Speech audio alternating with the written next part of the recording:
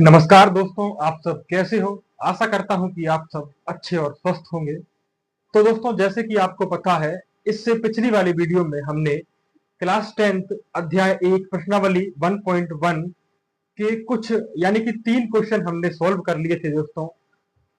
और कुछ आगे के प्रश्न हमारे जो शेष बचे थे, आज उनको हम सॉल्व करेंगे दोस्तों। तो हमारा अध्याय 1 क्लास 10th का मैथ यानी कक्षा 10वीं का मैथ है। प्रश्नावली कौन सी है दोस्तों? 1.1। तो इसको हम सॉल्व करते हैं दोस्तों। प्रश्न नंबर 3 दिया है यहाँ पर, अभाज्य गुणनखंड विधि द्वारा निम्नलिखित के एचसीएफ और एलसीएम ज्ञात कीजिए। यानी हमें दोस्तों यहाँ पर सवाल दिए हैं, उनका एलसीएम और एचसीएफ दोनों ज्ञात करना है। तो चलिए हम इसको सॉल्व करते हैं। यहाँ पर पहला दिया है हमारे पास 12, 15 और 21, यानी कि दोस्तों 3 संख्याएं दी है हमारे पास, उनका हमें एचसीएफ और एलसीएम ज्ञात करना है।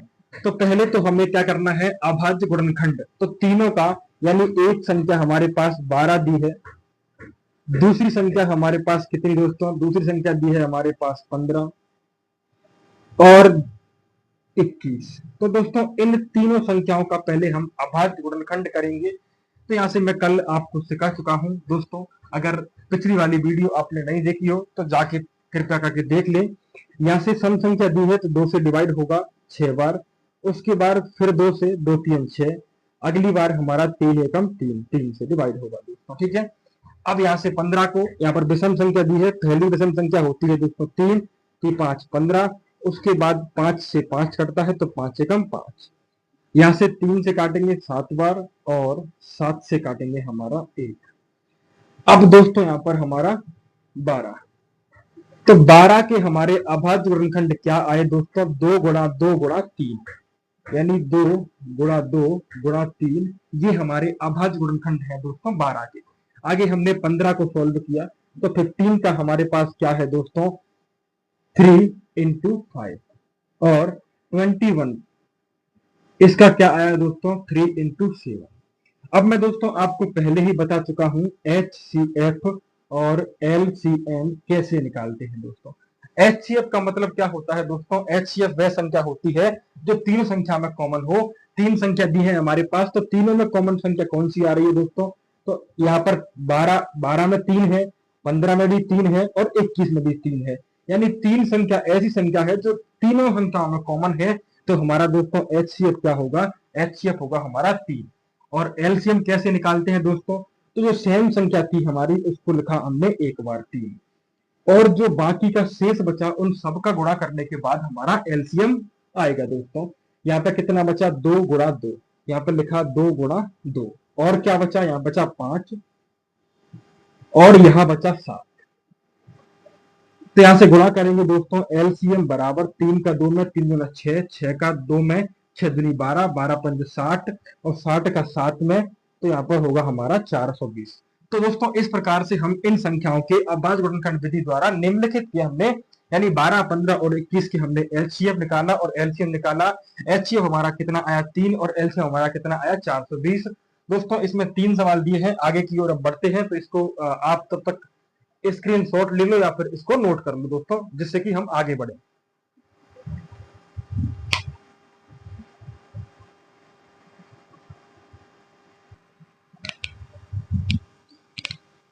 तो चलिए दोस्तों, आगे प्रश्न दिया है हमारा इसी प्रश्न का, यानी प्रश्न नंबर तीसरा से दूसरा दिया है हमारे पास अध्याय 1। तो यहाँ पर दिया है 17, 23 और 29 का हमें क्या निकालना है? एचसीएफ और एलसीएम दोस्तों। तो पहले तो हमें क्या करना पड़ेगा? अभाज्य गुणनखंड करना पड़ेगा इन तीनों संख्याओं का, यानी 17 का, और दिया है हमारे पास 23 और दिया है हमारे पास 29। इन तीनों संख्याओं का हमें क्या करना पड़ेगा दोस्तों? इनका हमें करना पड़ेगा अभाज्य गुणनखंड। अभाज्य गुणनखंड हमने पहले ही कर लिया दोस्तों। अब मुझे बताओ, यहाँ से ये तीनों ऐसी संख्या है, ये तीनों अभाज्य संख्या है। अभाज्य संख्या का मतलब क्या है दोस्तों? अभाज्य संख्या या तो 1 से कटती है या फिर अपने खुद से यानी स्वयं से डिवाइड होती है। तो यहाँ पर हम किससे डिवाइड करेंगे दोस्तों? 17 से। 17 एकम 17, यहाँ से 23 से डिवाइड होगा 23 एकम 23, यहाँ पर 29 से डिवाइड होगा 29 एकम 29। यानी कि हमने जब 17 को डिवाइड किया तो कितना आया? 17 को डिवाइड किया दोस्तों एक सब संख्या में आता है 1 इंटू 17, और 23 को डिवाइड किया तो 1 इंटू 23, यानी 1 से भी डिवाइड होगी और 23 से भी डिवाइड होगी। 29 जब किया हमने तो 1 से भी डिवाइड होगा और 29 से भी डिवाइड होगा। अब दोस्तों HCF, अब HCF कैसे निकालते हैं दोस्तों? तो HCF मैं आपको बता चुका हूं, तीनों संख्याओं में कॉमन। तो हमारे पास इस संख्या में कॉमन एक इसमें भी है, एक इसमें भी है, एक इसमें है, यानी दोस्तों कुछ कॉमन नहीं होता तीनों संख्या में, तो एक तो दोस्तों हमारा कॉमन रहता ही है। तो HCF हमारा कितना होगा? 1। और LCM, तो LCM में दोस्तों जो एक को एक बार लिखते हैं तो एक लिखना कोई एक लिखने से कोई वो फर्क नहीं पड़ेगा। यहाँ पर 17 गुणा 23 और गुणा 29, ये हमारा इनका गुणा करने के बाद हमारा क्या होगा दोस्तों? हमारा LCM होगा। तो दोस्तों आप क्या करोगे? आप इन तीनों गुणा करने के बाद मुझे LCM कमेंट बॉक्स में बताना कि हमारा LCM इस सवाल का कितना आया। तो इसको आप नोट कर लीजिए या फिर स्क्रीनशॉट ले लो दोस्तों। अगला जो इसका तीसरा सवाल है उसकी ओर चलते हैं हम।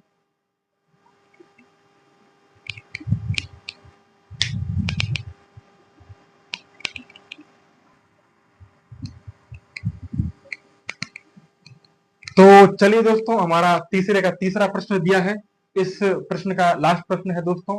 यहाँ पर 8, 9 और 25 का अभाज्य गुणनखंड विधि से HCF और LCM ज्ञात करना है। तो सबसे पहले हम क्या करते हैं दोस्तों? सबसे पहले इन संख्याओं का हम लेंगे क्या? अभाज्य गुणनखंड। ठीक है दोस्तों, उसके बाद इसको हम HCF और LCM निकालेंगे। चलिए, यहां से 8 को मैं डिवाइड करूंगा 2 से 4 बार, फिर 2 से 2 बार, फिर 2 से 1 बार।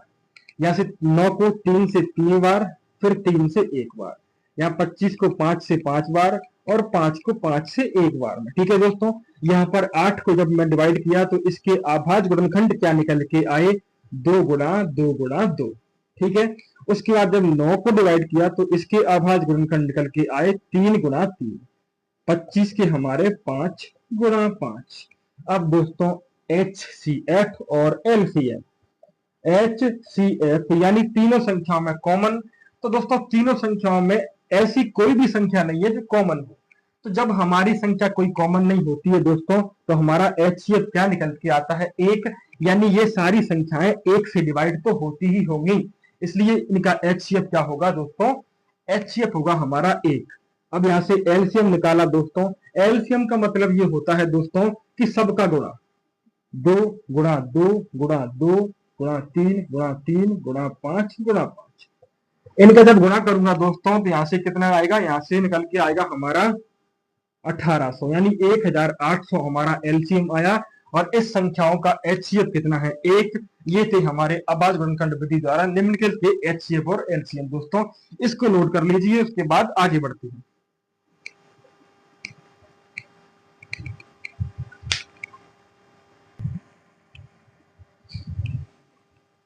तो चलिए, हमारा नेक्स्ट सवाल दिया है प्रश्न नंबर 4, अध्याय 1, प्रश्नावली 1.1 का, कक्षा 10वीं का मैथ का। दोस्तों यहाँ पर 4th नंबर सवाल दिया है कि HCF 306 और 657, यानी दो संख्याओं का HCF 9 दिया है।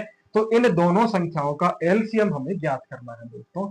तो इसको हम ज्ञात करते हैं, एक फॉर्मूला होता है दोस्तों, उसको हम बोलते हैं A इंटू बी बराबर HCF गुणा LCM, यानी दो संख्याओं का गुणनफल बराबर होता है HCF इंटू LCM की।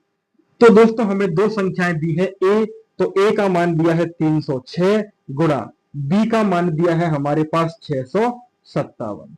उसके बाद हमारे पास HCF दिया है हमारे पास 9, लेकिन हमारे पास LCM नहीं दिया, तो LCM हम ज्ञात करेंगे दोस्तों। अब दोस्तों यहाँ पे LCM के बराबर में मैं लिखूंगा LCM बराबर क्या दिया है? 306 गुणा 657। ये इंटू में था तो ये इसके किस में पहुंचेगा दोस्तों? ये पहुंचेगा हमारा बटे में। अब 9 का किसी भी संख्या में भाग दे लो, तो 9 का मैं भाग दूंगा 9 एकम 9, 9 तिया 27, 9 चौक 36, यानी हमारा LCM क्या होगा? तो LCM होगा 34 इंटू 657। इसका इंटू करने के बाद हमारा LCM निकल के आएगा। इसका इंटू करने पर, इसका इंटू किया मैंने 22,000, कितना हुआ दोस्तों? 22,338। आप चेक कर लेना दोस्तों एक बार गुणा करने के बाद। ठीक है, इस फॉर्मूले का यूज किया हमने, एचसीएफ हमें दिया था और एलसीएम ज्ञात करना था दोस्तों। कभी कभी क्या होता है, कभी कभी हमें एलसीएम दिया होता है और एचसीएफ ज्ञात करना होता है। कभी कभी दोस्तों दोनों एलसीएम और एचसीएफ दिया होता है और एक कोई संख्या दी होती है और दूसरी संख्या को हमें ज्ञात करने के लिए पूछता है। तो यहाँ से हम सभी सवालों को सॉल्व कर सकते हैं दोस्तों। तो इसको आप नोट कर लो। जो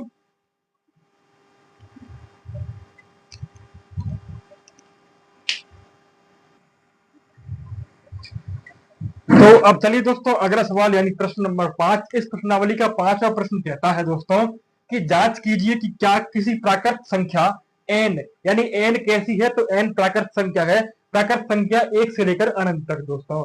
तो n के लिए संख्या 6 की पावर n अंक 0 पर समाप्त हो सकता है कि नहीं हो सकता दोस्तों।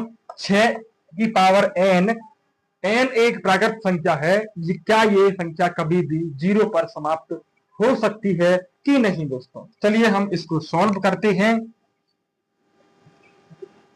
अब मुझे आप दोस्तों एक बात बताइए कि कोई संख्या अगर 0 पर समाप्त होती है, जैसे कि 10, 20, 30, 40, 50, इस प्रकार से जो भी संख्या हो जो 0 पर समाप्त होती है, क्या उसके दोस्तों अभाज्य गुणनखंड करने पर, जैसे मैं 10 का अभाज्य गुणनखंड करता हूं तो 2 की घात 2 5 बार और 5 से 1 बार, यानी कि इसके अभाज्य गुणनखंड कितने आए, 2 गुणा 5। जैसे कि अगर मैंने 20 लिया और 20 का मुझे गुणाखंड करने हैं तो 2 से 10 बार, फिर 2 से 5 बार, फिर 5 से 1 बार, यानी 20 के कितने आए, 2 गुणा 2 गुणा 5। इसी प्रकार से दोस्तों मैं क्या कहना चाहता हूं, तो आप समझ लो दोस्तों, मैं यह कहना चाहता हूं कि अगर किसी भी संख्या को 0 पर समाप्त होना है तो उसके अभाज्य गुणनखंड में कम से कम एक बार 2 गुणा 5 तो आना चाहिए दोस्तों, तभी वह संख्या 0 पर समाप्त होगी। समझ में आ रहा है दोस्तों। कोई भी किसी भी संख्या को अगर 0 पर समाप्त होना है तो उसमें एक बार अभाज्य गुणनखंड में कम से कम 2 गुणा 5 तो आना ही चाहिए, तभी वह संख्या 0 पर समाप्त होगी दोस्तों। तो लिखते हैं, जब किसी संख्या को 0 पर समाप्त होना है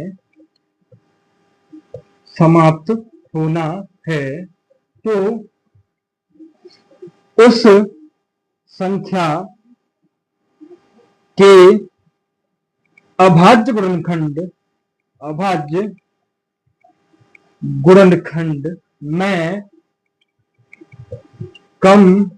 अभाज्य गुणनखंड में कम से कम एक बार 2 गुणा 5 आना चाहिए, तभी वह संख्या 0 पर समाप्त होगी। लेकिन दोस्तों यहां पर क्या है, संख्या 6 की पावर n, अब n के स्थान पर कुछ भी हो दोस्तों, 1 2 3 4 5, लेकिन हमें पहले 6 का ज्ञात करना है दोस्तों। तो 6 का अभाज्य गुणनखंड करने पर 2 गुणा 3 प्राप्त होता है, ना कि 2 गुणा 5। इसलिए यह संख्या 6 की पावर n लिखना दोस्तों, यहां पर मेरे पास जगह नहीं बची, आप लिख लेना कि इसलिए यह संख्या 0 पर कभी भी समाप्त नहीं होगी दोस्तों, क्योंकि इसके अभाज्य गुणनखंड में 2 गुणा 5 नहीं है। स्पष्ट सी बात दोस्तों। आप सोचना कि जब भी कोई संख्या 0 पर समाप्त होगी तो उसमें एक बार 2 गुणा 5 तो अनिवार्य ही होगा। तो दोस्तों इसको नोट कर लीजिए, आगे फिर अगले प्रश्न की ओर बढ़ते हैं हम।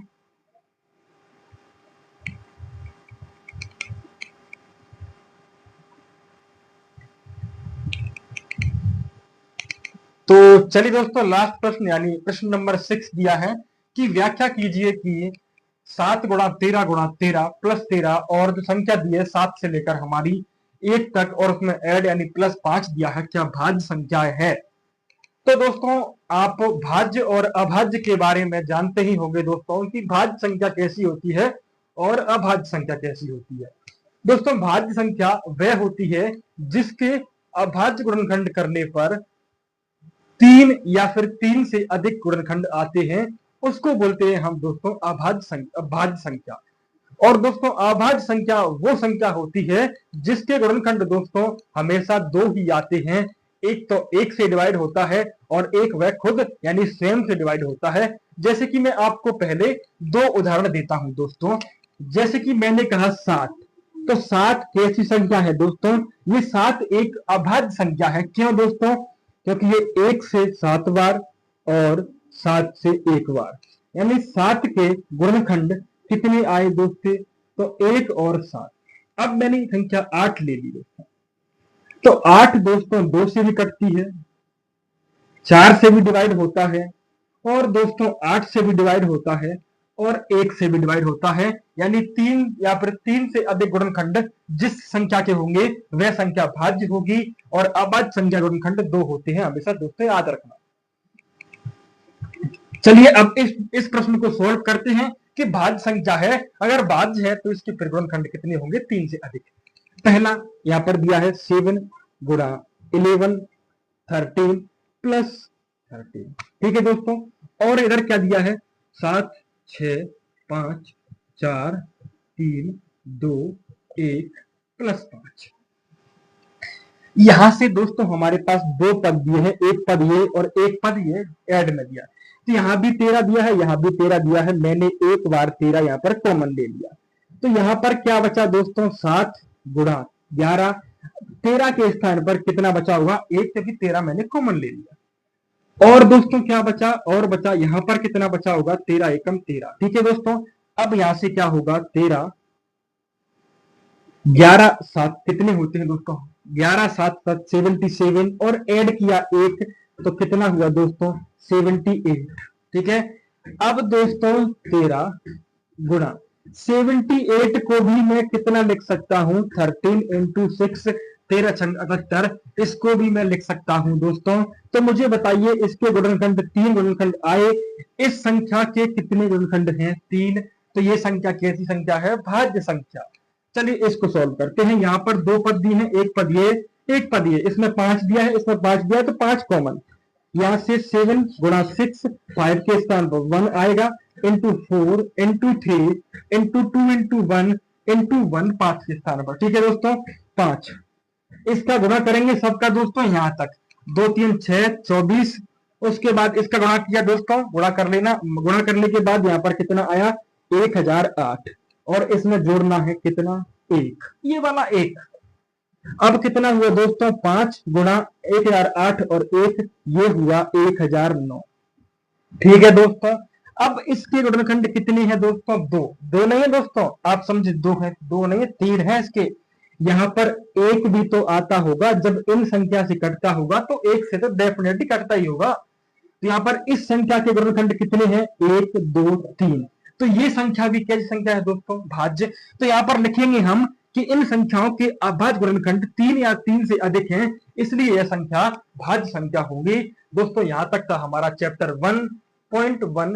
दोस्तों आगे हम कल की वीडियो में देखेंगे दोस्तों अगर वीडियो आपको पसंद आई हो या फिर थोड़ा सा भी समझ में आया हो दोस्तों आपको, तो वीडियो को शेयर कीजिए और वीडियो को एक लाइक और चैनल को सब्सक्राइब दोस्तों जरूर कर लीजिए।